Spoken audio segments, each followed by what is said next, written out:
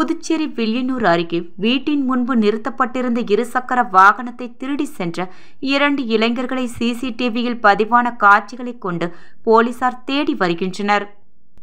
புதுச்சேரி வில்லியனூர் அடுத்த கோட்டைமேடு விவேகானந்தா பள்ளி அருகே வசிப்பவர் வினோத். கடந்த 2ஆம் தேதி பணி முடித்துவிட்டு வழக்கம் போல் வீட்டின் முன்பு தனது இருசக்கர வாகனத்தை நிறுத்தியிருந்தார். மறுநாள் காலை வந்து பார்த்த பொழுது தனது இருசக்கர வாகனம் காணாமல் போனது கண்டு அதிர்ச்சி அடைந்தார். புகாரின் பேரில் வில்லியனூர் போலீசார் வழக்கு பதிவு செய்து அருகில் இருந்த சிசிடிவி காட்சிகளை ஆய்வு செய்தனர். அதில் ஒரு இளைஞர் முகத்தில் மாஸ்க் அணிந்து கொண்டு வினோத்தின் இருசக்கர வாகனத்தின் பூட்டை உடைத்துவிட்டு அங்கிருந்து செல்கிறார். பிறகு இன்னொரு இளைஞர் முகத்தை முழுவதும் மூடியபடி வந்து பைக்கை தள்ளிக்கொண்டு செல்கிறார். இதனிடையே மாஸ்க் அணிந்த நபர் பைக்கில் வந்து டேப் செய்து கொண்டு செல்லும் காட்சி பதிவாகி உள்ளது.